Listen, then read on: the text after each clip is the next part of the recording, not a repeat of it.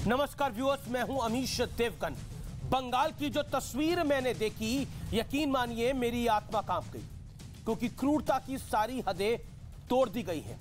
पश्चिम बंगाल के बीरभूम में 8 लोगों को जिंदा जलाया गया है, जिसमें एक 7 साल की मासूम बच्ची भी शामिल थी।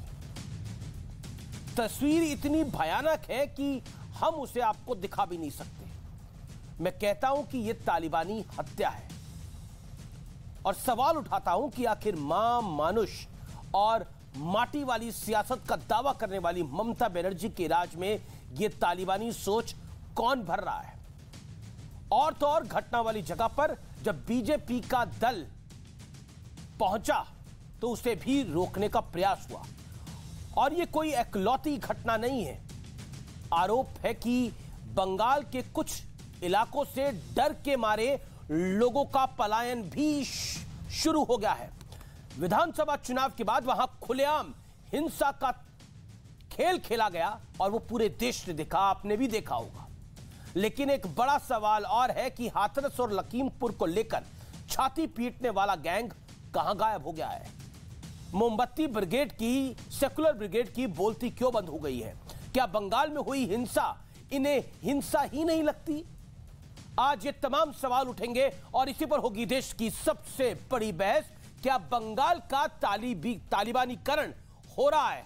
आज का आर पार इसी पर।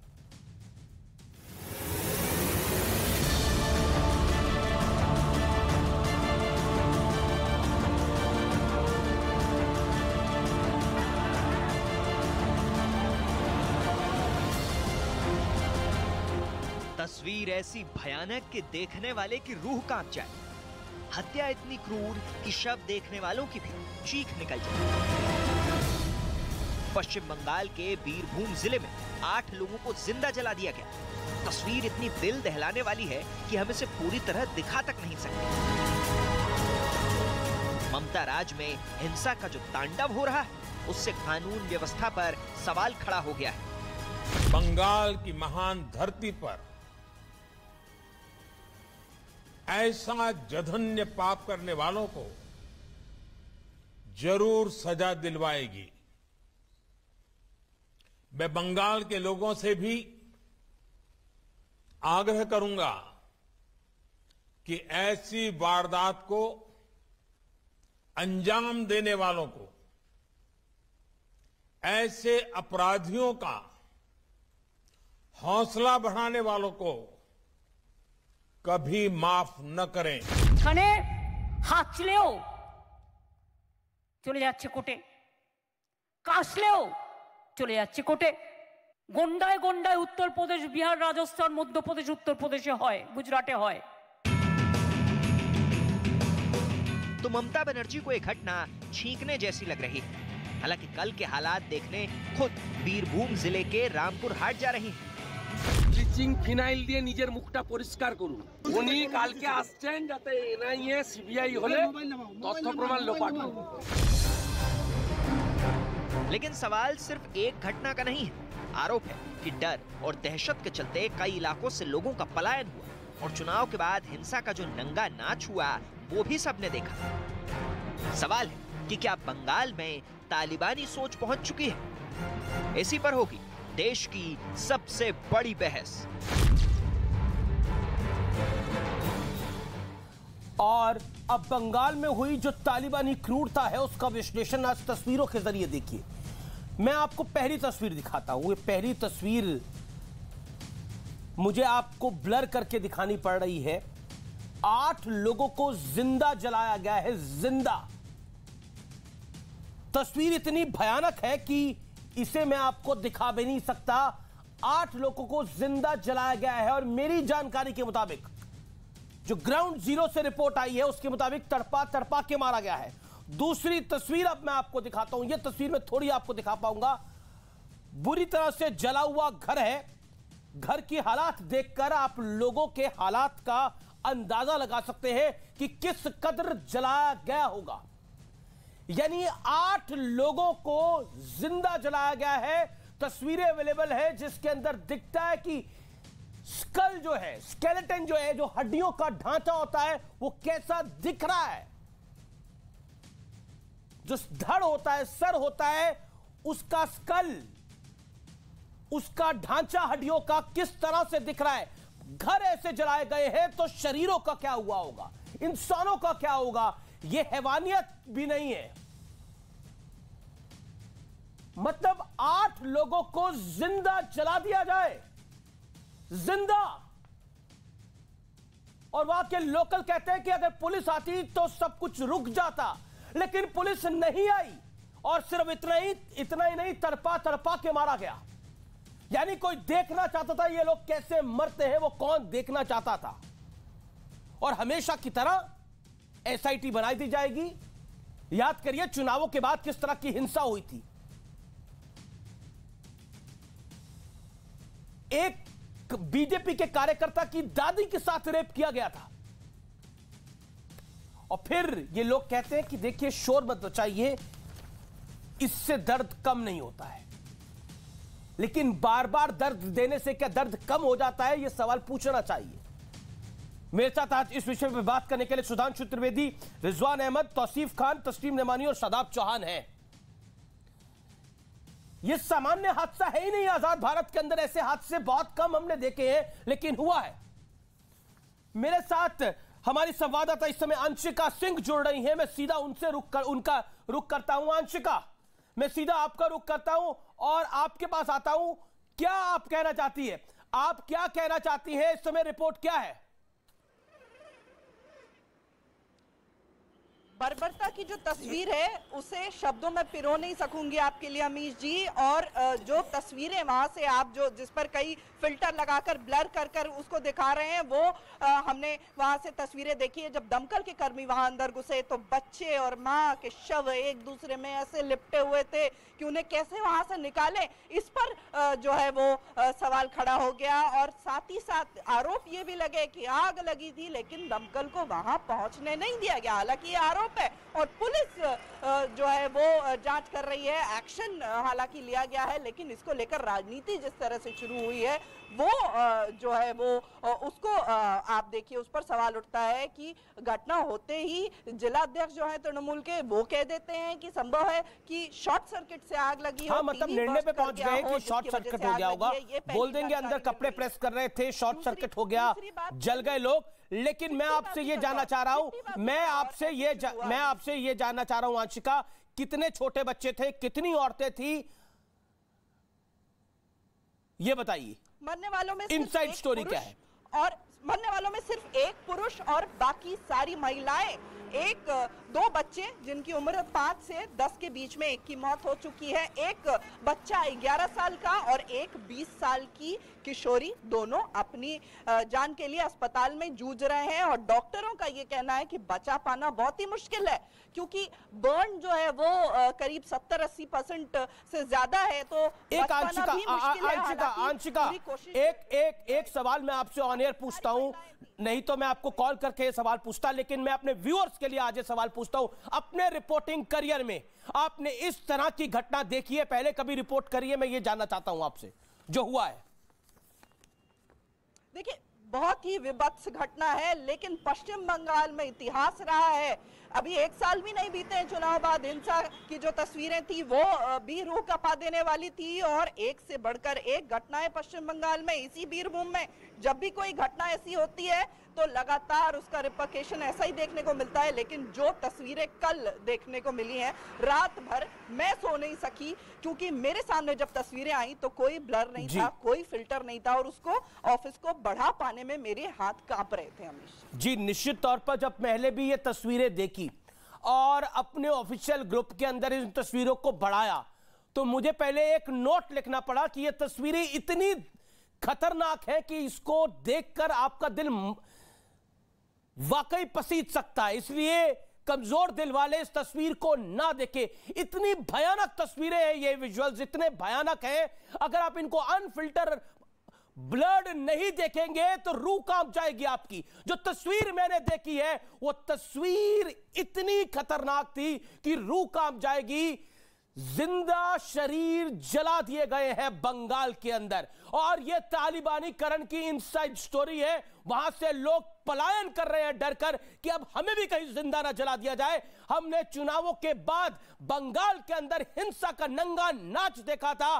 पूरे प्रदेश के अंदर चुन चुन के रेप हुए थे, चुन चुन के घरों को आग लगाई गई थी। यह सब कुछ चुन चुन के हुआ था। यानी बंगाल में क्या चाहिए, किसके साथ बंगाल चाहिए और किसके बिना बंगाल चाहिए, निर्णय इस बात का अब हो रहा है। मेरे साथ बात करने के लिए कई मेहमान हैं।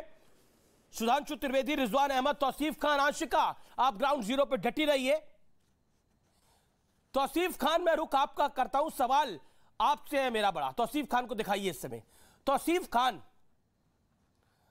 क्या आपको लगता है कि बंगाल का तालिबानीकरण हो गया है इसलिए जिंदा जलाए जा रहे हैं लोग, जिंदा? और आप लोग तो निर्णय पे भी पहुंच गए, टीएमसी निर्णय पे भी पहुंच गई कि शॉर्ट सर्किट से जल गए होंगे घर। शॉर्ट सर्किट से जिंदा जल जाते हैं लोग। अमीश जी, मैं आपकी बातों को सुन रहा था बड़े ध्यान से। आप कह रहे हैं कि बीजेपी के डेलीगेशन को रोका गया, आप कह रहे हैं कि पलायन हो रहा है, आप कह रहे हैं कि और ये इंसिडेंट को आप दिखाने के बाद, बीरभूम इंसिडेंट दिखाने के बाद संग आप बता रहे हैं बीजेपी कार्यकर्ता और भी जगह मारे गए। तो आप एक ऐसा इंप्रेशन दे रहे हैं कि बीजेपी के कार्यकर्ता मारे जा रहे हैं, बंगाल जो है इसको आप पॉलिटिकल कलर दे रहे हैं। पहली बात तो आपको ऐसा नहीं करना चाहिए, क्योंकि आपको जब आप टीवी कर रहे हैं तो ऑब्वियसली आपके पास में रिसर्च मटेरियल होगा और आपके अभी बीजेपी के कार्यकर्ता भी बताएंगे कि ये अगर पहली बात कि आग लगा है या लगाया गया, ये जांच का मुद्दा है। इसके बावजूद जो वहां पे हुआ है वो एक, आज ममता बनर्जी ने कहा कि वो बहुत बड़ा अन्याय हुआ है और इस अन्याय को न्याय देने के लिए बीजेपी को भूल जाइए। तो सिर्फ थोड़ी देर के लिए आप बीजेपी को भूल जाइए। आप इंसान हैं, उसको याद रखिए। मैं आपसे पूछता हूं, जिंदा ऐसे जलाया जाता है, जिंदा ऐसे जलाया जाता है, आप मुझे बताइए जिंदा क्यों जलाया गया? बताइए किस नेता की उससे पहले हत्या हुई थी, उसके बाद जिंदा जलाया गया? बताइए। अरे अमीश भाई, आपने इंटरप्ट कर दिया। मैं जो बात कह रहा था आपने मुझे इंटरप्ट कर दिया, लेकिन फिर भी मैं आपके इंटरप्ट करने के बावजूद भी मैं बोलूंगा।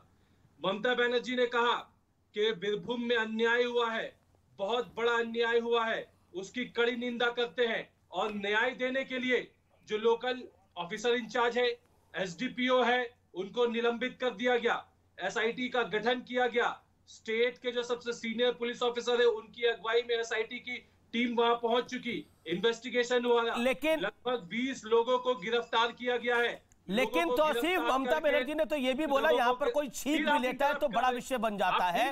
ये छींकना है, ये छींकना है। अगर ये छींकना है तो पूरा नजला कैसा होगा और उस नजले का नजारा कैसा होगा? अमीश भाई, छींकने के ऊपर 8 लोगों को जिंदा जला दिया गया है। ममता बनर्जी के लिए छींकना है ना, ये 8 लोगों को जिंदा जलाना प्रदेश के मुख्यमंत्री के लिए छींकने के बराबर है। तो जब पूरा जुकाम होगा तो मंजर कैसा भयानक होगा? इसीलिए तो लोग पलायन कर रहे हैं। तो मुख्यमंत्री कह रही है कि वहां पे छींका जा रहा है, सिर्फ यहां पे तो छींक भी मार दी जाए। आपको लगता है, मैं आपसे सवाल पूछ रहा हूं, माफ करिए शब्द मैं बोल रहा हूं, आपके परिवार के लोगों को अगर जिंदा जला दिया जाए और प्रदेश की मुख्यमंत्री या प्रदेश का मुखिया कोई भी हो, ममता जी ना हो, और वो बोले कि ये तो हमारा तो छींकना भी, इस प्रदेश में तो छींकना भी बहुत बड़ा हो जाता है, कैसा लगेगा आपको दिल को? मैं आपके ऊपर कंटेम्प्ट का केस कर दूंगा। हमारे ऊपर छींकना भी बड़ा हो जाता है। जो आपने जो शब्द किया है, ये शब्द बताइए कहां ममता बनर्जी ने बोला है? तो चला के दिखाइए टीवी में, चला के दिखाइए टीवी में। ऐसे आके कुछ भी बोल बिल्कुल बोला है, ऐसे नहीं होता है। उन्होंने बात कुछ और कहा है और आप उसको कुछ और कह रहे हैं। क्या बोला? ममता बनर्जी ने बताया कि हमने स्ट्रिक्ट एक्शन लिया। आज कोर्ट में बीजेपी वाले गए, वहां पे एनआईए की उन्होंने तो यहां तक कहा कि यूपी बिहार में ऐसा होता रहता है। 8 लोगों को जिंदा कब जलाया गया यूपी के अंदर, बताइए मुझे। अरे बड़े बदतमीज तरीके से आप आज बात कर रहे हैं। मालूम है आपको टीआरपी चाहिए, लेकिन आप मुझे बार बार इंटरप्ट क्यों कर रहे हैं? अगर आपको इंटरप्ट ही करना है तो आप अकेले मेरी बातचीत में आपको बदतमीजी लग रही है। 8 लोगों को जिंदा जला दिया, आपको बदतमीजी नहीं लग रही? ममता बनर्जी के स्टेटमेंट को मैं रिपीट कर रहा हूं, आप रिपीट करने नहीं देना चाह रहे। आप अपने टीवी में चलाइए ममता बनर्जी के स्टेटमेंट को, आप चलाइए कि यहाँ के अपोजिशन नेताओं का क्या बयान है, यहाँ के जो बंगाल के बीजेपी नेता है, सामने चल रहा है, स्क्रीन पे चल रहा है ममता बनर्जी की स्टेटमेंट, उनका स्टेटमेंट को चलाइए। आप तो ममता बनर्जी की स्टेटमेंट स्क्रीन पे चल रही है, कोई छींक भी देता है तो सवाल उठा देते हैं। गुंडे तो उत्तर प्रदेश, बिहार, राजस्थान, मध्य प्रदेश और गुजरात में होते हैं। स्टेटमेंट बीच में चल रही है, मुझे बताइए। यहाँ पे एक तरफ प्रशासन अपना काम कर रही है, लोगों को अरेस्ट किया गया, पुलिस को निलंबित किया गया, जेल में भरा जा रहा है, और इन्वेस्टिगेशन, एक प्रॉपर इन्वेस्टिगेशन स्ट्रिक्ट तौर पे हो रहा है। जो प्रशासन को काम करना चाहिए वो प्रशासन कर रहा है। लेकिन बड़ी खबर देश के प्रधानमंत्री ने इस जघन्य घटना पर बोला, उन्होंने बोला कि बीरभूम हिंसा पे प्रधानमंत्री का बयान आया है। ये जो जघन्य घटना हुई है, अपराधियों को, जो अपराधी हैं, जो दोषी हैं, उनको सजा दिलाने में राज्य सरकार का पूर्ण साथ देंगे हम लोग, और राज्य सरकार को अब आगे आना होगा। जो छींकने वाला बयान दिया है ममता बनर्जी ने, उसको वाकई वापस लेना चाहिए ममता बनर्जी को, क्योंकि ये छींकने के बराबर नहीं है। मेरे साथ रिजवान अहमद भी है, सुधांशु त्रिवेदी भी है। सुधांशु त्रिवेदी, ममता बनर्जी कहती है कि कोई छींक भी देता है तो सवाल उठा देते हैं। गुंडे तो उत्तर प्रदेश, बिहार, राजस्थान, मध्य प्रदेश और गुजरात में होते हैं, लेकिन जिंदा लोग बंगाल में जलाए जाते हैं, ममता के बंगाल में। तालिबान में ऐसा होता है। देखिए अमीश जी, इतनी दुखद, दुर्दांत और हृदय विदारक घटना के बाद जिस ढंग की असंवेदनशीलता पश्चिम बंगाल की सरकार ने दिखाई है वो बहुत दुखद है। और दुख की बात यह कि तौसीफ खान अभी आपसे कह रहे थे, सामने स्टेटमेंट चल रहा है जिसमें दिखाया जा रहा है कि वो ये बोल रही है कि कोई छींक देता है, और अगर वो कह रही हैं कि गुंडे सारे राज्यों का नाम ले रही हैं, तो मैं विनम्रता से कहना चाहता हूं, जिस पार्टी का समर्थन करने के लिए आई थी उसको सारी पार्टियों ने गुंडों की पार्टी कहा हुआ है। आज जो उनके सहयोगी हैं उन्होंने भी कहा हुआ है। और दुख की बात यह है, ये बताइए, राजनीति अपनी तरफ कर दीजिए, तौसीफ खान जो कुछ कह रहे हैं, अगर उच्च न्यायालय ने यह कहा कि कल 2 बजे तक रिपोर्ट दीजिए, सबूतों से छेड़छाड़ नहीं होनी चाहिए, पोस्टमार्टम की वीडियो रिकॉर्डिंग अनइंटरप्टेड प्रस्तुत की जाए, वैसे नियमानुसार पोस्टमार्टम की वीडियो रिकॉर्डिंग होनी ही चाहिए। आप, मेरा मन आपसे यह पूछने का है, मैं आपके तमाम नेता को सुन रहा हूं, डेमोक्रेसी खतरे में है, बंगाल की सरकार ये नहीं कर रही, बंगाल की सरकार वो नहीं कर रही, केंद्र की सरकार में तो आप है। गवर्नर की बंगाल की सरकार नहीं सुन रही है। गवर्नर को तो ऐसे डिबंक कर देती है जैसे किसी क्लर्क को डिबंक किया जाता है, और आप लोग बहाना बना देते हैं। देखिए, तो लोकतंत्र है, लोकतंत्र के अंदर हम तो फेडरल स्ट्रक्चर के अंदर बंधे हुए हैं, आप बंधे रहिए। वहां पे लोग जिंदा जलाए जा रहे हैं। बंगाल में चुनाव हुआ, उसके बाद वहां पर क्या हाल हुआ, जिन लोगों ने, जिन लोकतंत्र है ना ये, तो जिन लोगों ने ममता बनर्जी के पक्ष में वोट नहीं डाला था, उनके परिवारों के लोगों को, कार्यकर्ताओं को प्रताड़ित किया गया वहां पर। अमीश जी, आपने बहुत उपयुक्त सवाल उठाया है। बिल्कुल, यह हिंसा 2021 के चुनाव जीतने के बाद से नहीं, यह तो 6-7 साल से चल रही है। और तौसीफ खान जिस ढंग की बात कर रहे हैं, तो ममता बनर्जी तो यही बोलती रही। मैं पूछना चाहता हूं, 10 महीने हो गए चुनाव के बाद की हिंसा के, और 7 साल में हमारे 200 से अधिक, 300 के करीब कार्यकर्ताओं की हत्या हुई। अगर ये कह रहे हैं कि जांच आने दीजिए, तो मैं पूछना चाहता हूं, कितने केस में कन्विक्शन करा दिया, उसका डिटेल दें। कितने में चार्जशीट फाइल कर दी, उसका डिटेल दें। कितने में चार्जेस फ्रेम कर दिए और कितने में जांच पूरी कर ली। एक में भी नहीं, इतने वर्षों में। और केवल यहां बयान दिए जा रहे हैं, आप अपनी तरफ से कहे जा रहे हैं पॉलिटिकल। अगर पॉलिटिकल था तो आपने कितनों में प्रूफ कर दिया, तब तो आपको सजा करवा देनी चाहिए। तौसीफ खान 40 सेकंड में जवाब दीजिए। सुधांशु की बात कर रहा हूं, कितनों में आपने कन्विक्ट करा दिया, कितने में चार्जेस चार्जशीट कर दी, कितने में चार्जेस फ्रेम कर दिए, कितने में इन्वेस्टिगेशन कंप्लीट। तस्वीर में तौसीफ खान पहले आपका जवाब, तौसीफ खान पहले 40 सेकंड में आपका जवाब। बीरभूम में सारे विरोधी दल पहुंच गए, उनका डेलीगेशन पहुंच गया, लेकिन हाथरस में विरोधी दल का डेलीगेशन आपने पहुंचने नहीं दिया था। बीरभूम में आप कोर्ट आए, एनआईए की मांग किया, कोर्ट ने भी आपको एनआईए नहीं दिया, बोला कि इंतजार करो, कल स्टेट गवर्नमेंट को डायरेक्शन दिया है रिपोर्ट पेश करने का। और हाथरस में आपने रातों रात शव को जला दिया, एविडेंस को खत्म कर दिया। यही तो दुर्भाग्य, हमारे देश का दुर्भाग्य है। आज प्रधानमंत्री जी कहते हैं कि हाँ, भारत सरकार बंगाल में इस कांड, इस हादसा में मदद करने के लिए तैयार है, लेकिन लखीम के आपके हाथरस के लिए तैयार नहीं है, मदद करने के लिए दिल्ली राइट के लिए तैयार नहीं है, लखीमखेड़ा के लिए तैयार नहीं है। सुधांशु 30 सेकंड में जवाब। सुधांशु जवाब। 30 सेकंड में जवाब। मैंने जो सवाल पूछा था, कोई गुनाह नहीं दिखता, मैंने जो सवाल पूछा था रवैया नहीं रहता। तौसीफ खान जी, अरे भाई तौसीफ खान जी, मैंने क्या आपसे पूछा और आप क्या बोलने लगे उसका मैं जवाब देता हूं। लखीमपुर खीरी कांड में हमारे गृह राज्य मंत्री का बेटा इतने साल जेल में रहा। पूछता हूं कितने लोग जेल में रहे, बताइए। आपके कितने नेताओं पर आरोप लगा, और अगर वो आरोप गलत थे तो आपने क्या साबित किया आज तक, बताइए। 7 साल में कितने आपने कोर्ट में जाके साबित कर दिए कि आरोप गलत थे, और अगर आरोप सही थे तो कितने लोगों पर कार्रवाई हुई। हमारे तो गृह राज्य मंत्री का बेटा जेल में रहा और चुनाव में वो 7 सीटें हम जीते, वो अलग विषय है। बताइए, मैंने आपसे स्पेसिफिक पूछा था कितने केसेस में आपने कन्विक्शन करा दिया जो आपके आरोप थे उसके अनुसार, या फिर आप मान लीजिए कि आप सरासर झूठ बोलते हैं, या आपकी जो मशीनरी है वो डिफंक्ट है। जो 7 साल में 2014 के बाद 8 साल हो गए, 8 साल में 200 में आप बताइए, 100 का कराया, 50 का कराया, अच्छा 10 का नाम बता दीजिए भाई, कितने में हमने कन्विक्शन करा दिया जो हमने Tasleem Rahmani and then I get Rizwan Ahmed. Okay, Tasleem Rahmani, क्या आपको लगता है कि बंगाल के अंदर कानून है, क्योंकि वहां पर पलायन भी हो रहा है, वहां पर निर्मम हत्याएं भी हो रही हैं, और वहां पर जिंदा भी जलाया जा रहा है, और चुनाव जीतने के बाद जो वहां पर खेला हुआ वो हम सबने देखा। एक बुजुर्ग का भी रेप कर दिया गया क्योंकि उसका पोता किसी और विचारधारा के साथ था। देखिए अमीश, मुझे तो 40 साल हो गए ये दरिंदगी देखते हुए। ये दरिंदगी है, मैं इसे हैवानियत भी नहीं दरिंदगी कहता हूँ। आप कह रहे थे कि हैवानियत का लफ्ज़ भी छोटा है, ठीक कह रहे थे। ये दरिंदगी है, और इस दरिंदगी को, और पर्टिकुलरली पॉलिटिकल वायलेंस के नाम पर जो ये दरिंदगी हो रही है, ये देखते हुए मुझे 40 साल हो गए। जो वीरभूमि में कल देखी 8 लाशें, 8 जले हुए शव, ये जले हुए शव 50 मरतबा मैंने ये देखे हैं, और मेरी आंखें बस अब पथराने को बाकी हैं ये देखते देखते। क्यों ये पॉलिटिकल वायलेंस खत्म नहीं होता? एक बात। दूसरी बात, रीजन क्या है? आपने इतनी बड़ी 15 मिनट की रिपोर्ट दिखाई, ये क्यों हुआ, ये किस चीज का रिएक्शन था, इस पर आपने एक लफ्ज भी नहीं बोला। आपने नहीं बोला कि इससे पहले एक पॉलिटिकल वर्कर का वहां और मर्डर हुआ था। मैं उसको जस्टिफिकेशन नहीं दे रहा, मैं उन लोगों में से नहीं हूं, मैं उन लोगों में से नहीं हूं। आप क्या इसको बोल के क्या साबित करना सुना है? हमने प्रधानमंत्री जी का वो स्टेटमेंट हमें याद है। आज प्रधानमंत्री जी निंदा कर रहे हैं, बहुत अच्छी बात है, बहैसियत प्रधानमंत्री उन्हें निंदा करनी ही चाहिए। मगर मुझे याद है कि 20 साल पहले इन्हीं प्रधानमंत्री जी ने कहा था कि एक्शन का रिएक्शन होता है।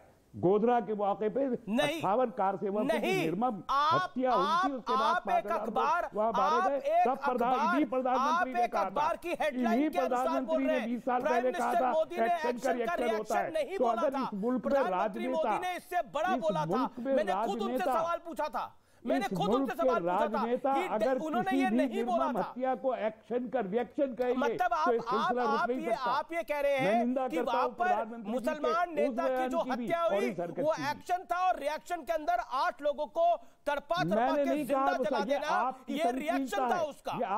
यानी बंगाल में तालिबानीकरण जो है वो एक्शन का रिएक्शन है। आपने इस देश को, आरएसएस ने इस पूरे देश को तालिबानीकरण कर दिया है। मुझे अफसोस के साथ कहना पड़ता है कि जब तक केरल में तो आरएसएस है, बंगाल में तो तालिबानीकरण नहीं रुकेगा। ठीक है, रिजवान अहमद, क्योंकि ये पॉलिटिकल वायलेंस है। या बंगाल में भी करते कश्मीर में तो केरल में भी करते हैं, कश्मीर में तो आरएसएस थी जब कश्मीरी पंडितों को जलाया गया था, जब कश्मीरी पंडितों के साथ रेप हुआ था। भाइयों को भूसे के बोरे में जिंदा जलते देखा है, आपने नहीं देखा होगा। सुनिए ना रिजवान अहमद, पत्रकारिता में आए भी नहीं थे। ठीक है, तस्वीर Ramani, you being a intellectual, you being an intellectual, have some patience and give some courtesy to other speaker also ना। आपने बहुत बड़ी बात बोली कि आरएसएस, देखिए अब बवाल यहां से खड़ा होगा ही होगा। आपने बोला आरएसएस ने हैवानियत को सिखा दिया। कश्मीरी पंडित जब अपने घर से बेघर किए गए तो आरएसएस थी। 1947 जब हुआ और ट्रेनें कट के आई तो आरएसएस थी। बंगाल के अंदर आरएसएस का शासन है जी। बंगाल के अंदर आरएसएस की सरकार है, केरल के अंदर आरएसएस की सरकार है, जहां पे पॉलिटिकल वर्कर्स के मर्डर होते हैं। I understand your hate towards RSS, but be logical in that. Rizwan Ahmed. जी अमीश भाई, जय हिंद, वंदे मातरम, अस्सलाम वालेकुम। जहां तक ये आरएसएस की वजह से हो रहा है, लोग जिंदा जलाए जा रहे हैं। कही आरएसएस तालिबानीकरण ले आई है इंडिया के अंदर। जी बिल्कुल बिल्कुल बिल्कुल बिल्कुल बिल्कुल बिल्कुल। करबला में यजीद को भड़काने वाला भी आरएसएस का ही से ताल्लुक रखता था। पहली बात, आगे चलते हैं। जो इन्होंने तस्लीम भाई ने रिएक्शन की बात बोली और आप पर एक आरोप सा लगाया कि आपने वो घटना नहीं बताई कि पहले एक पॉलिटिकल वर्कर मारा गया, एक मुसलमान उसके बाद ये सब हुआ। तो चलिए तो एक अच्छी बात ये हो गई कि तस्लीम भाई के कहने के बाद अब जब भी गुजरात फाइल बनेगी तो उसमें गोधरा का सीन भी दिखाया जाएगा, ये अच्छी बात हो गई। तीसरी बात, उत्तर प्रदेश में बड़ा कांटे का चुनाव हुआ। मुझे फक्र है कि आज मैं उत्तर प्रदेश का डोमिसाइल हूं। बड़े कांटे का चुनाव हुआ। संगीत सोम जैसे लोग चुनाव हारे, डिप्टी सीएम चुनाव हारे। कभी कभी ऐसा माहौल हो रहा था कि मान लो कि योगी जी हार ना जाएं, लेकिन मुझे फक्र है योगी पर कि चुनाव से पहले एक हत्या नहीं, चुनाव के दौरान एक हत्या नहीं और चुनाव के बाद एक हत्या नहीं अमीश भाई। और यह बहुत बड़ा कारण है जो 25 तारीख को योगी जी पुनः शपथ ले रहे हैं, यह बहुत बड़ा कारण है।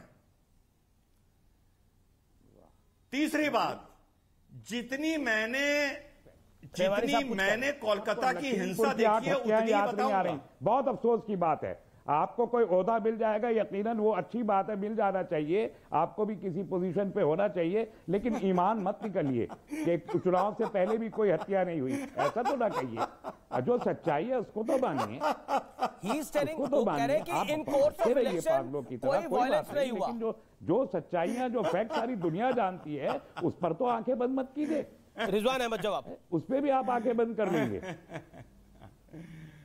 जी जी जी अमीश भाई, कल या परसों के डिबेट में रहमानी साहब बहुत डिबेट की तमीज सिखा रहे थे, तो उनसे कहिए जब दूसरा बोल रहा है तो बीच में बोलना बदतमीजी होती है, चुप रहें।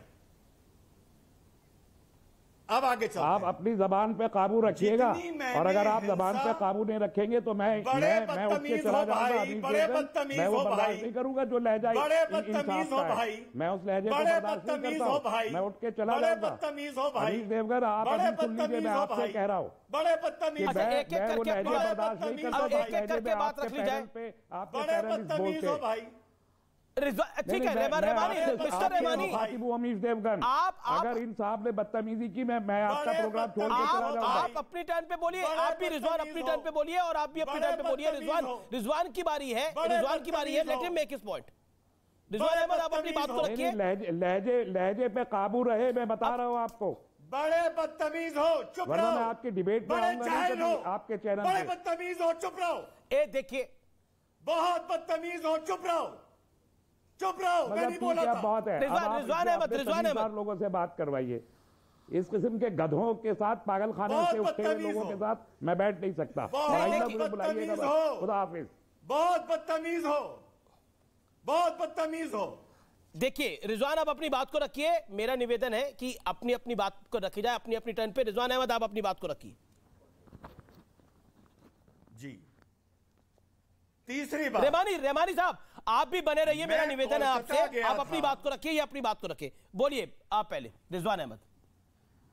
अमीश भाई, मैं कोलकाता गया था जब ममता बनर्जी जय श्री राम बोलने पर लोगों को गिरफ्तार कर रही थी, तो जिद में जय श्री राम बोलने मैं कोलकाता चला गया था।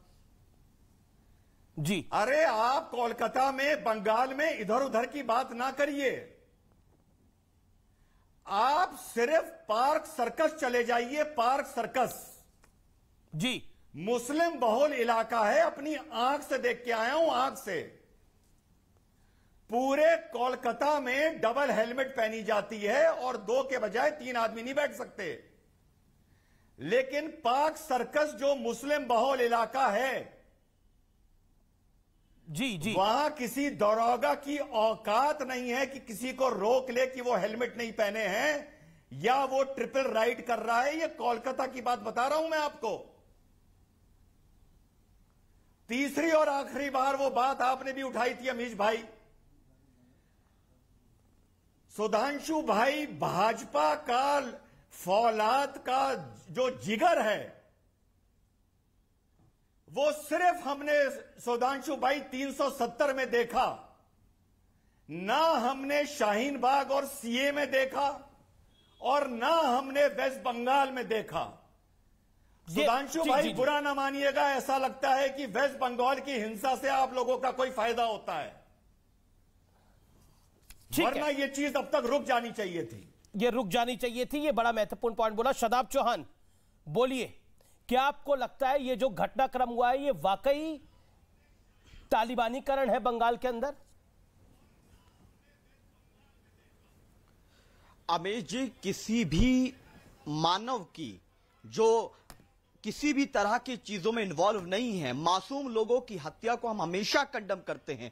और आजाद हिंदुस्तान में मुझे दुख होता है, कभी हमें ये बाबरी मस्जिद की शहादत देखने को मिलती है, मुजफ्फरनगर दंगे, सिखों के दंगे, गुजरात के दंगे देखने को मिलते हैं, और बंगाल में अरे लेट मी कंप्लीट सर, कभी हमें यहां देखने को मिलता है। और अफसोस होता है कि देश के प्रधानमंत्री भी नफरत पर बनने वाली फिल्म कश्मीर फाइल का समर्थन करके उसको उग्र करने का प्रयास करते हैं। वायलेंस किधर भी होगा हम उसको कंडेम करते हैं, लेकिन सवाल यह कि पूरा उसका इन्वेस्टिगेशन होना चाहिए। जलाए गए आपको वायलेंस लग रहा है? मजाक कर रहे हैं क्या आप? बिल्कुल मजाक कर रहे हैं क्या आप? अमीश जी, मैं तो कह रहा हूं कि अमीश, लेट मी कंप्लीट, इसीलिए मैंने कहा कि आप जहां हिपोक्रेसी रखेंगे। क्या hypocrisy? Let me complete first. नहीं, आप रिजवान के बीच में नहीं, वो इतनी बदतमीजी कर रहा था, वो जाहिल आदमी, वो टपोरी को उठाकर लाते हो, किस तरह की लैंग्वेज हर किसी के बारे में सवाल करता है, लेकिन आप उसको बिठा करके 10 मिनट उसका लेक्चर सुनवाते हैं। और अगर हम लोग यहां पर पॉइंट पे बात कर रहे हैं, पॉलिटिकल पार्टी के रिप्रेजेंटेटिव बात कर रहे हैं, सर जब पॉइंट 1 2 3 4 5 क्या 5 पॉइंट है आपके? पॉइंट बताइए, आप अपने 5 पॉइंट बताइए मुझे। Point 1 2 3 4 5, I will give you 2 minutes. Rizwan Ahmed का लेक्चर आपको बुरा लग रहा है, लेकिन बंगाल के अंदर तालिबानीकरण से लोगों को तड़पा के जिंदा जलाया गया, वो आपको बुरा नहीं लग रहा? अफसोस है इस बात का। अब सुनिए, पहला तो हमारा स्ट्रेट एंड क्लियर फैक्ट है जो आप फ्रेम करने के लिए लगे हैं कि हम सपोर्ट में, या क्लियर एंड क्रिस्टल ये है कि कहीं भी मासूमों का कत्ल होगा, चाहे गुजरात में हो, चाहे मुजफ्फरनगर में हो, चाहे कहीं और हो, बंगाल हो, महाराष्ट्र, कहीं भी मासूमों का कत्ल होगा, हम उसको कंडेम करते हैं। सेकंड थिंग यह है कि इन्वेस्टिगेशन से पहले जज किसी को नहीं बनना चाहिए। तीसरी चीज यह कि कन्विक्शन की बात आ रही थी, अभी सुधांशु भाई ने कहा, मैं सुधांशु भाई से पूछ रहा हूं, कन्विक्शन रेट का पूछ रहे थे। मुसलमान बच्चों को आतंकवाद के नाम पर पकड़ा जाता, मैं आपकी हुकूमत से पूछ रहा हूं, आपकी सरकार से पूछ रहा हूं, कितनों का कन्विक्शन किए, कितनों को आपने टेररिस्ट प्रूव किया, उनका डेटा दे दीजिए। 15 साल बाद वो छुटकर आते हैं, उनका डेटा दे दीजिए। तीसरा ये बताइए, क्या आप सेंट्रल में? एक सेकंड, ना रुकिए, आज आपका लेक्चर सुनेगा और पूरा देश सुनेगा। सुधांशु जी जरा 1 मिनट इंतजार करिए। सुधांशु जी, रिजवान मैं आपके पास भी आऊंगा और तौसीफ आपके पास भी आऊंगा। मुझे बताइए ये मुसलमान कनेक्शन कैसे बीच में आ गया? तस्नीम रहमानी ने बोला वहां पे मुसलमान नेता मारा गया, उसके बाद हुआ, मारे कौन गए? ये 8 लोग कौन थे? ये कौन थे 8 लोग? कौन थे 8 लोग? ये प्री प्लान्ड ये 8 लोग कौन थे? प्लान्ड हिपोक्रेसी है। मैं इधर उधर की बात ही नहीं कर रहा। ये 8 लोग जिन्हें मारा गया, ये कौन थे? राजनीतिक लाभ के लिए, राजनीतिक लाभ के लिए ये पूरी चीजों को फ्रेम करो, और जो लोग यहाँ हिंदुस्तान में भाईचारे से रह रहे हैं, कभी कश्मीर फाइल के जरिए उसको बर्बाद करो, हिंदुस्तानियत को, कभी इस तरह की घटनाओं के नाम पर बदनाम करो। हम कह रहे हैं कोई घटना घटती है हम उसका कंडम करते हैं, अपराधी अपराध करता है हम उसका कंडम करते हैं, कोई अपराधी अगर अपराध करता है हम कंडम करते हैं, लेकिन इस तरह की चीजों लोगों को कोई जिंदा जला देगा, लोगों को कोई जिंदा जला देगा पॉलिटिकल वायलेंस के लिए, ये कितनी गलत बात आप कह रहे हैं। मुझे बताइए ये 8 लोग जो मारे गए ये कौन थे?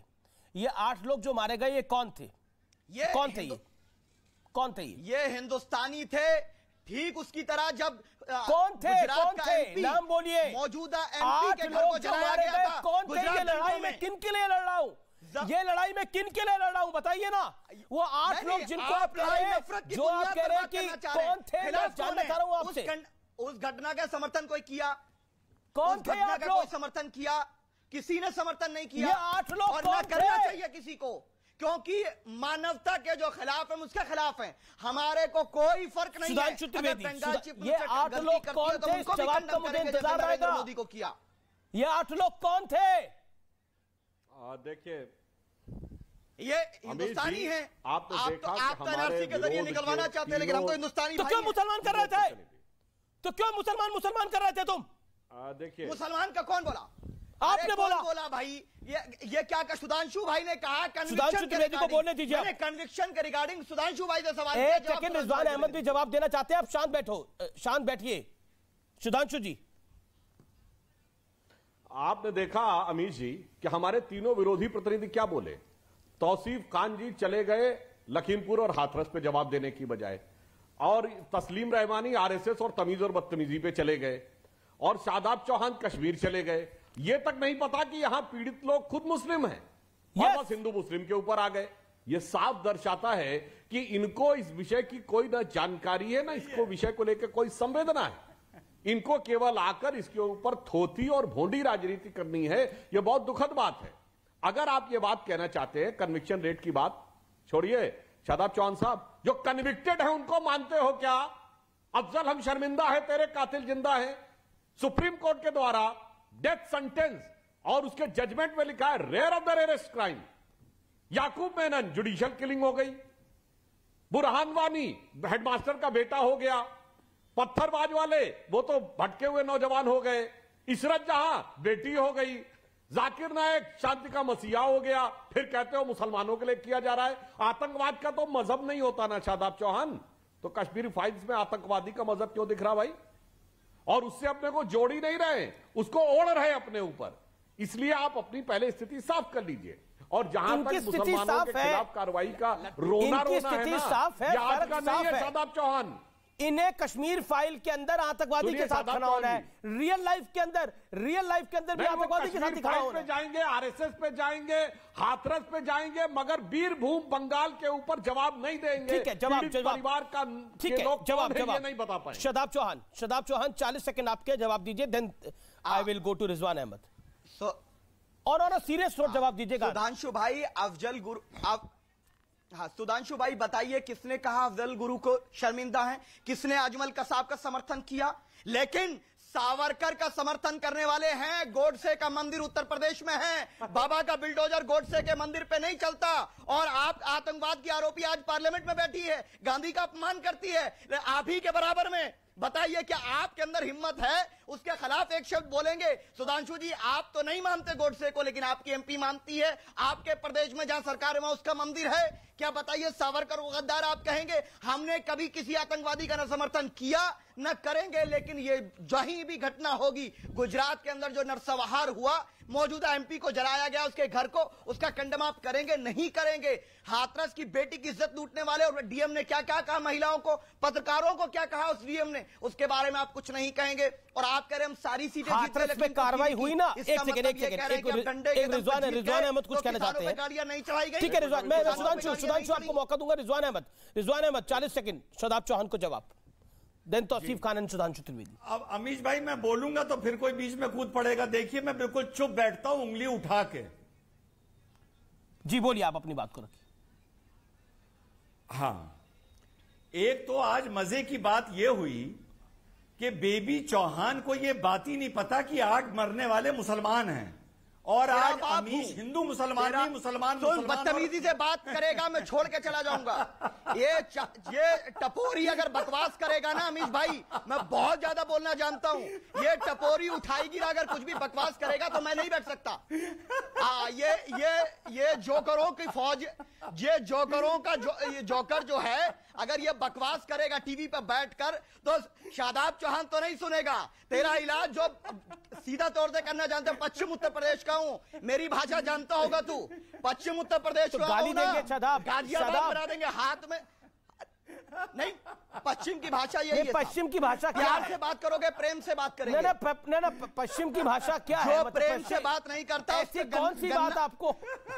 एक सेकेंड रिजवान अहमद, एक सेकेंड आपको ऐसी, एक सेकेंड रिजवान अहमद का ऑडियो डाउन करिए।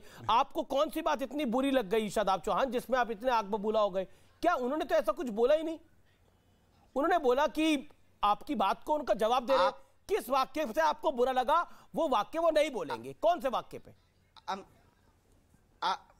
हाँ अमीश जी, आप ये बताइए कि सुधांशु जी और हम लगातार डिबेट करते हैं, आपके साथ करते हैं, संबित जी के सबके साथ करते हैं, हर पार्टी, लेकिन हमारी भाषा से उनके प्रति आपको किस वाक्य पे आपत्ति है? सोचिए, मैं उस वाक्य को निवेदन करूंगा कि वो वाक्य ना बोला जाए। आपको किस बात पे आपत्ति है? आप आपत्ति दर्ज कराइए ना अपनी।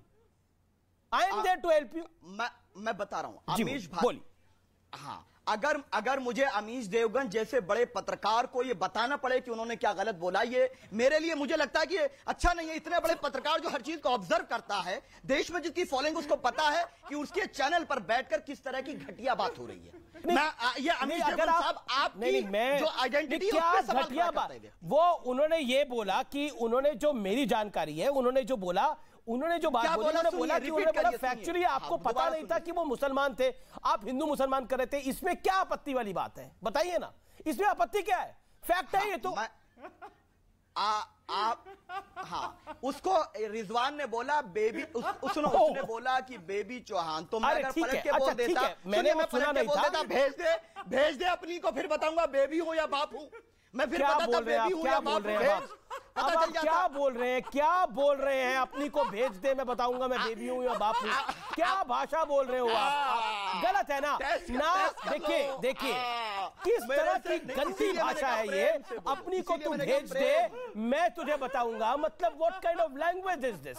शादाब चौहान, आप एक पढ़े लिखे युवा हैं, आप पढ़े लिखे हैं, और आप किस तरह की भाषा बोल रहे हैं कि अपनी को तू भेज दे, मैं तुझे बताऊंगा मैं बेबी हूं या बाप हूं? This is really crap. इतना चीप भाषा का इस्तेमाल आपने करा है, इट इज अनकॉल्ड फॉर। बहुत ही गंदी भाषा है। आपको इस शब्द के लिए माफी मांगनी चाहिए। आपको बुरा लगा उन्होंने आपको किसी नाम से पुकारा, मैं उनको बोलूंगा, मैं उनको लताड़ लगाऊंगा, लेकिन आपने जो भाषा बोली वो वाकई जघन्य है, गलत है। बहुत गंदी भाषा का आपने इस्तेमाल किया। It was not called for. मैं क्या बोलूं? सुनो, मैंने नहीं, आई ऑब्जेक्टेड कंप्लीटली। मैंने कहा प्रेम से बात करिए, प्रेम से पहले आपने बोला मैं भी गाली दे सकता हूं, आओ मैं तुम्हारा क्या हाल करता हूं। फिर आपने बोला आपको बुरा लगा, उन्होंने आपको बेबी बोला, आपने जो बोला, और मैंने वो सुना नहीं था क्योंकि शोर मस्ता डिबेट के अंदर नहीं सुनाई दिया। अगर आपको उन्होंने बेबी बोला तो हो सकता है, और बेबी कोई अनपार्लियामेंट्री वर्ड नहीं है, आपको उस शब्द को सुन के बुरा लगा, मैं आपको प्रोटेक्ट करूंगा, लेकिन आप बोलेंगे कि अपनी को भेजो, मैं बताऊंगा कि मैं बेबी हूं या बाप हूं, ये तो बहुत ज्यादा जघन्य और गलत है। आपका इरादा क्या है? ये नहीं, मेरा इरादा यह है कि अपनी सोच को, अपनी तशरीफ को ले आइए इधर, फिर मैं बताऊंगा कि मैं कौन हूं। ठीक है। रिजवान अहमद, ये कोई रिजवान आई एम सॉरी, आपको मेरी डिबेट में इस तरह के शब्दों को सुनना पड़ा। I am extremely sorry about it. मैं ये बात, एक सेकेंड, दूसरी बात, आप भी इनको इस नाम से ना बुलाइए, इनका नाम है बड़ा खूबसूरत, शादाब चौहान, उससे बुलाइए। That's my point. बोलिए जी। ठीक है, तो मैं अपना शब्द वापस लेता हूं, मैं बेबी नहीं बोलूंगा, मैं जोवेनाइल शादाब से बात शुरू करता हूं। ठीक, आप नाम बोलिए ना। जोवेनाइल शादाब ने ये बोला, अरे जोवेनाइल एक पार्लियामेंट्री वर्ड है, एक लीगल वर्ड है यार। अरे तुम्हें तो बाबा बहुत पसंद है ना, बाबा बोलो बाबा, बाबा बोलो बाबा, बाबा बोलो, तुम्हें बाबा बहुत पसंद है, बाबा ये विषय बड़ा महत्वपूर्ण है, ये विषय बहुत महत्वपूर्ण है, इसको हल्का ना करें। मेरा इस पॉइंट, देखिए 8 लोगों को जिंदा जलाया गया है, मेरा निवेदन है, प्लीज मैं हाथ जोड़ के बोलता हूं। रिजवान अहमद, अब अपनी बात को रखिए। ठीक, अभी जोवेनाइल ने बोला कि आप इसमें कलकत्ता के, बंगाल के मामले में जज ना बनिए। अरे अमीश भाई, हमारी कौम ये कैसे कह सकती है जज ना बनिए? अरे जज की मानता कौन है? हिजाब के केस में भी बोल दिया कि जज से क्या मतलब। गुजरात के हत्याकांड के बाद जो सुप्रीम कोर्ट ने एसआईटी बनाई, उसने एक बार नहीं 2-2 बार नरेंद्र मोदी को क्लीन चिट दी। और सरकार किसकी थी? सरकार थी यूपीए की। तो क्या ये जुवेनाइल बेबी शादाब मानता है कि नरेंद्र मोदी बेगुनाह है? अरे बीवी से पूछो, बेबी हूँ बाबा हूँ, पूछो जरा ना इनको, पूछो बेबी हूँ या बाबा हूँ, बीवी से पूछ लो। क्या मैं देखिए मैं इस तरह की भाषा को नहीं परमिट करता। आई एम रियली सॉरी, मैं इस भाषा को परमिट नहीं करता। मैं तौसीफ खान की बात आता हूँ। तौसीफ खान, देखिए यहाँ पर जज की बात हो रही है, लेकिन टीएमसी के कार्यकर्ता, टीएमसी के नेता जज बन गए। उन्होंने ऐलान कर दिया कि शॉर्ट सर्किट से जिंदा जलाए गए लोग जिंदा जल गए। मतलब इस निर्णय पर आप कैसे पहुंच गए? जांच तो हुई नहीं अभी तक, जांच तो चल रही है, फॉरेंसिक टीम जा रही थी, तो टीएमसी के नेताओं ने, मंत्रियों ने कैसे बोल दिया कि शॉर्ट सर्किट हो गया था? देखिए अमीश जी, मेरे सामने स्क्रीन है नहीं, मैं देख नहीं पा रहा हूँ, पर बहुत शर्मनाक बात है कि इतना गंभीर हादसा हुआ है, इतना बड़ा अन्याय हुआ है बीरभूम में। इस हादसा को हम कंडेम करते हैं, अपना कॉन्डोलेंस ऑफर करते हैं। प्रधानमंत्री ने कॉन्डोलेंस ऑफर किया और ये बीजेपी के प्रवक्ता बेशर्मों की तरह यहाँ पे हंस रहे हैं। उन्होंने क्या सेंटेंस बोलने के बाद में वो अपना हंसने लगे? कौन थे वो? आप रिजवान अहमद है, he is a advocate, he is a independent person, he has nothing to do with BJP. जो भी है आप, मैं उनको मेरे सामने क्योंकि स्क्रीन नहीं है, मैं ना नाम देख पा रहा हूँ ना चेहरा देख पा रहा हूँ, लेकिन ये जो इतने देर तक वो आपके लोग कैसे, देखिए ये कवर फायर मत लीजिए। उस भाषा को मैंने भी कंडेम करा, जो कंडेम उसको करना चाहिए था वो कर दिया गया। उसका कवर फायर आप मत लीजिए। मैं आपसे सवाल पूछ रहा हूँ, आप इस निर्णय पर कैसे पहुंचे? आप इस निर्णय पर सर कैसे पहुंचे कि शॉर्ट सर्किट से लोगों को जिंदा जला दिया गया? अभी जल गए, आग लगाया गया, किसने लगाया, ये इन्वेस्टिगेशन का विषय है। कल कोर्ट में बिल्कुल, तो आपके लोगों ने कैसे बोला कि शॉर्ट सर्किट से जिंदा जल गए? शॉर्ट सर्किट से पूरा परिवार जिंदा जल गया, घर के बाहर से आग लग गई। और अमित जी, आपने उनको रोका नहीं। घर के बाहर से मैं कैसे रोकूंगा आग लगाने वालों को? मैं वहां था क्या? 10 मिनट तक वो हंसते रहे और आपने कुछ बोला नहीं। बिल्कुल बोला मैंने, जहां बोलना चाहिए था बोला। कहीं से शायद आपके मुंह से एक शब्द निकलना शादाब चौहान के खिलाफ, जिन्होंने इतनी गलत बात बोली। That shows your decency level also. I condemned both when it was necessary. You heard what Shadab Chauhan said to Rizwan Ahmed?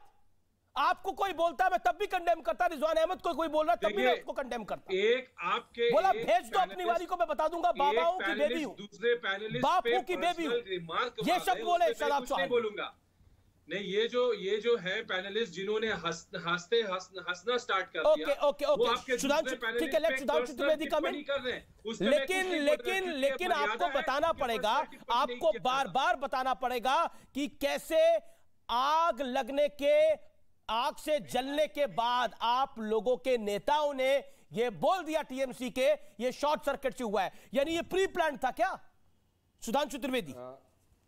Amish जी, रिजवान अहमद में मौका दूंगा। पहले तो मुझे इस बात को लेकर बहुत क्षोभ है कि आज यहां पर डिबेट में जैसी अभद्र और अश्लील भाषा का प्रयोग किया गया, ये बहुत ही निंदनीय है। शादाब चौहान जी को ये अपने शब्दों वापस लेने चाहिए। और जहां तक किसी संबोधन की बात है तो मैं सिर्फ ये कहना चाहूंगा, अभी बाबा शब्द का प्रयोग किया गया, साहब संबोधन भी व्यक्ति सापेक्ष होता है, किस आदमी के लिए किया गया उसके। अब यही बाबा शब्द जब राहुल के लिए प्रयोग होता है तो मजाक का पार्ट हो जाता है, यही बाबा जब योगी आदित्यनाथ जी के लिए प्रयोग होता है तो ग्रेविटी का पार्ट हो जाता है। तो एक के लिए वो हल्केपन का पात्र है, एक के लिए वो ग्रेविटी का पार्ट है, तो ये व्यक्ति के ऊपर भी निर्भर करता है, सिर्फ इस पे नहीं रहता। रही बात इसकी जो बात अभी तौसीफ खान से ने पूछी, अरे ये लोग जांच में बड़े माहिर हैं, आपको आइडिया नहीं है अमीश जी, ये तो जांच से पहले बता देते हैं। 2011 में तथाकथित हिंदू आतंकवाद के केस दिए गए एनआईए को 2008 में बोलना शुरू किया। जी तो बता दिए थे गया में ब्लास्ट हुए नहीं, कि आरएसएस कहां थे। 26/11 इनकी सरकार कहती थी कि कराया, इनके नेता कहते थे आरएसएस ने कराया। तो इनकी जांच की जो प्रतिभा है, इनकी जो दूरदृष्टि है, वो इस कदर तेज है कि आपको अंदाजा नहीं लगा सकते। शॉर्ट सर्किट कराया, अरे यही कम नहीं कि ये नहीं कह दिया कि आरएसएस ने शॉर्ट सर्किट। सुधांशु बहुत बहुत शुक्रिया आप तमाम लोगों का इस चर्चा में आने के लिए। देखिए चर्चा में